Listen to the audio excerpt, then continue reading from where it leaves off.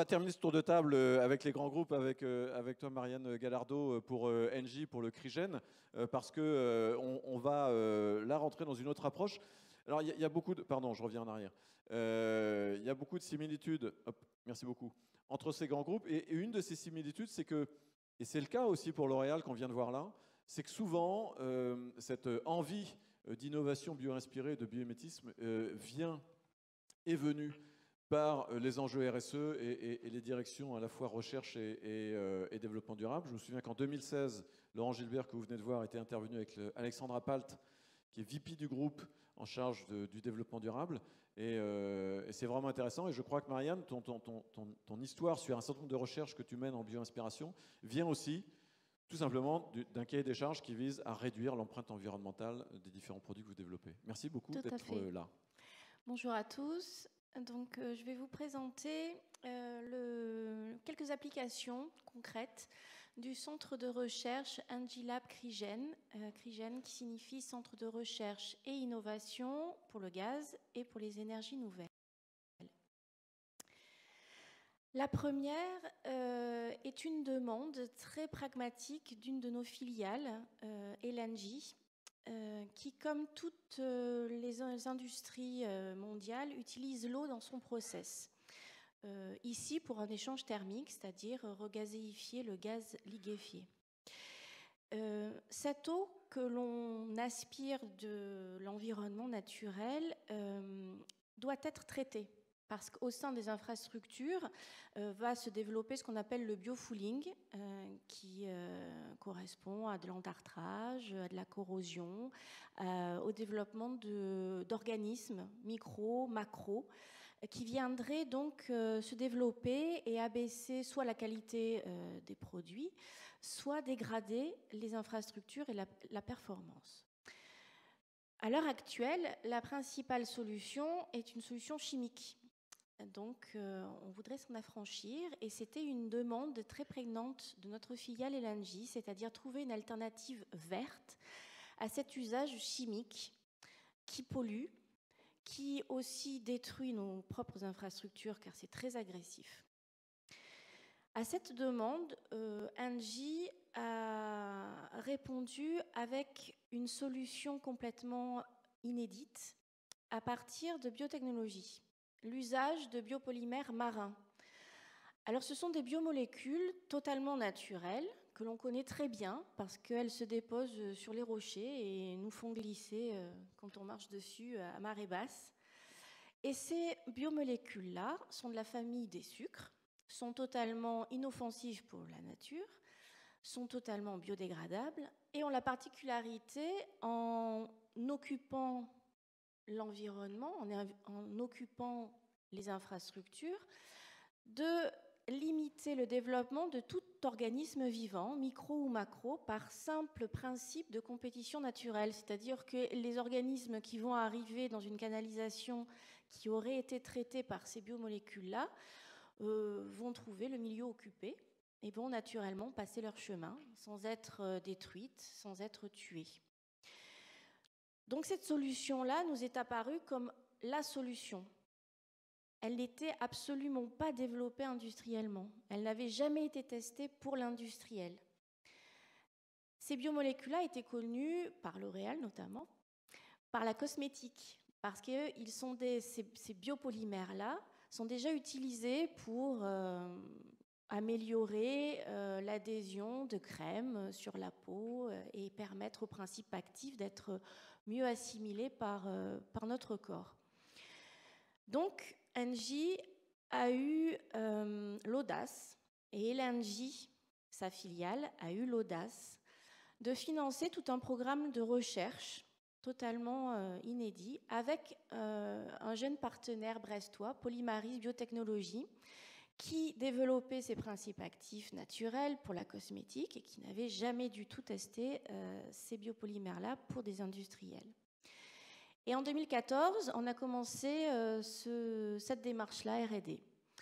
On a testé plusieurs biopolymères, on a sélectionné, on a breveté notre application et on l'a testé à l'échelle réelle sur un de nos sites industriels à Fos-Cavaou, un grand terminal méthanier, sur lequel on a testé donc ce traitement anti-fouling, c'est-à-dire anti-développement organique dans des infrastructures immergées en eau, de façon réelle. Et on a réussi à réduire l'injection de hypochlorite de sodium, donc d'eau de Javel, de 95%, pour un résultat inédit et performant, c'est-à-dire qu'on a réussi, comme vous le voyez, à empêcher tout développement sur des surfaces de béton, de résine, d'inox ou de polyéthylène haute pression. Mais comme vous voyez aussi sur les photos, pas totalement. On est très content de voir que certains organismes se multiplient quand même sur nos surfaces traitées. Donc on ne tue pas, on réduit, on maîtrise. On est avec la nature et juste, on travaille avec elle. Ça, c'est une démarche qui était totalement nouvelle pour nous. C'est la première fois qu'on utilisait la biotechnologie, la bio-inspiration, la nature pour répondre à une demande de nos métiers. Donc on est encore en recherche, on est encore en train de faire des tests pour améliorer, optimiser et valider complètement cette solution pour pouvoir l'industrialiser sur nos sites et on l'espère sur n'importe quel site industriel qui serait intéressé. Cette solution est facilement injectable dans les réseaux en eau, qu'elle soit de l'eau de mer comme de l'eau de surface eau douce. Donc voilà, c'était une des premières réalisations. D'autres bio-inspirations ont fait leur chemin au sein de notre centre de recherche, comme par exemple le grand projet Ecotom, qui est le projet lauréat de Inventons la métropole sur le secteur d'Arcueil. C'est un sujet d'architecture urbaine auquel a participé le centre de recherche Engilab Crigène, avec le CBIOS aussi, et d'autres partenaires. C'est un sujet que vous pourrez détailler avec une autre personne que moi, qui est la responsable au Engilab Crigène, Anne Prieur-Vernat. Et que vous pouvez voir, pardon, excuse-moi, Marie, oui. que vous pouvez voir au niveau S2 ici, voilà. par là, sur le stand La Compagnie de Phalsbourg. Donc c'est un sujet, voilà, Engie non seulement répond aux besoins de ses filiales en interne, mais aussi, par son centre de recherche Engilab Crigène, répond à la demande de la société de construire, de penser de nouveaux écoquartiers où il fait bon vivre, où il fait bon travailler. Une autre bio-inspiration du Engilab Crigène, c'est au niveau encore une fois de nos activités, de la maîtrise de nos impacts. Sur nos sites industriels, on a le souci de la qualité de l'air. Et on s'est rendu compte que quelque chose de très naturel et de tout à fait logique, c'est de voir comment évoluait la nature autour de nous, de savoir qu'est-ce qui était présent avant notre activité, qu'est-ce qui est présent pendant notre activité et qu'est-ce qui est encore présent après notre activité.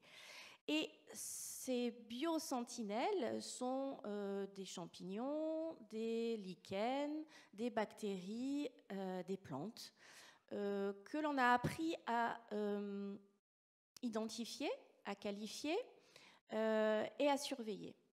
Et grâce à leur présence, grâce à leur développement ou malheureusement parfois à leur disparition, eh bien, nous sommes maintenant en mesure d'améliorer notre impact environnemental et notamment au niveau de la qualité de l'air autour de nos sites de stockage, de transport, etc. Là, ça sera Philippe Stierlin du Engilab Crigène qui pourra vous en parler. C'est lui qui a développé ce projet-là. Qui est là aujourd'hui ? Je pense, oui. Vous pouvez le rencontrer.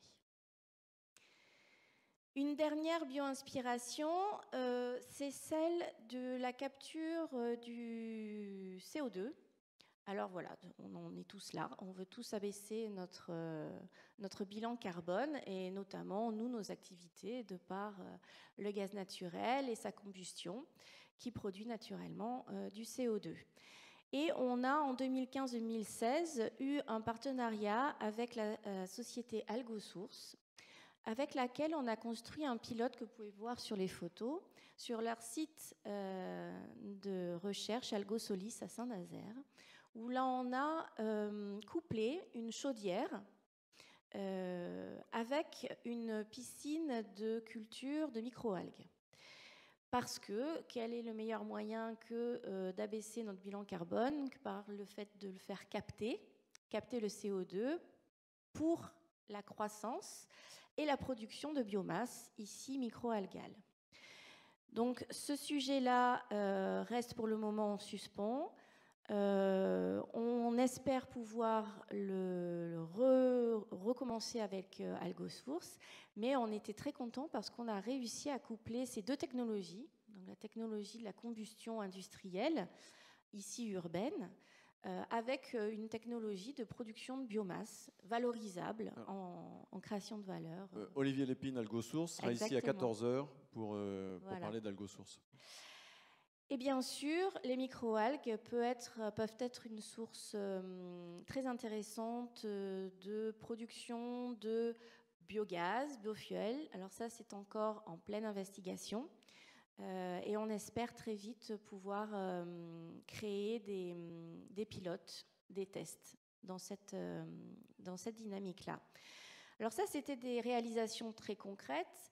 Bien sûr, le Engie Lab Crigen et tout le groupe Engie commencent à se dynamiser dans cette démarche bio-inspirée. Il y a des groupes qui se sont formés, BioNNG, sur notre plateforme d'échange. Il y a eu des différentes journées de réflexion, de recherche organisées avec le CBIOS. Tout à l'heure, on a parlé de l'hydrogène. L'hydrogène, on est en plein d'investiguer cette solution-là pour les transports du futur, pour l'énergie du futur. Et la source naturelle, la bio-inspiration, les biotechnologies sont une ressource que l'on investigue très très sérieusement. Pour le moment, je resterai assez vague parce qu'il n'y a pas d'application concrète, mais c'est une chance. Donc je suis très contente de cette édition à laquelle participe activement enfin Engie. Oui, parce qu'on retrouvera Engie tout à l'heure avec le concours étudiant. Oui. Voilà. C'est un sujet, le biomimétisme, qui va devenir de plus en plus important, je pense, dans nos métiers. Je le vois, moi, sur le terrain. Les équipes sont très contentes de participer à des recherches, à des projets, à des pilotes bio-inspirés. Ne serait-ce que le bien vivre dans notre métier, ne serait-ce que ce channel-là, c'est très important. Et bien sûr la performance énergétique, la performance environnementale. Voilà, ce n'est plus seulement une dynamique RSE, c'est une dynamique aussi de terrain. Oui. Et ça, c'est très important chez Engie. Ok. Merci beaucoup, Marianne Gallardo, pour le Lab Crigen Engie. Merci beaucoup. On va enchaîner tout de suite avec toi, Franck, si tu veux bien. La Zapette est là-bas. Alors, pendant que tu vas là-bas, merci beaucoup. Effectivement, je retiens 2-3 choses très très rapides. Beaucoup de collaborations entre grands groupes ou avec des jeunes entreprises ou des jeunes centres de recherche. Et puis, effectivement, le biomimétisme intéresse chez les grands groupes industriels. Il y a aussi des hommes et des femmes qui sont comme tout le monde, qui ont des sensibilités et de la quête de sens. Et le biomimétisme fait aussi beaucoup de bien pour ça. Donc c'est effectivement très très souvent des projets qui plaisent aux équipes.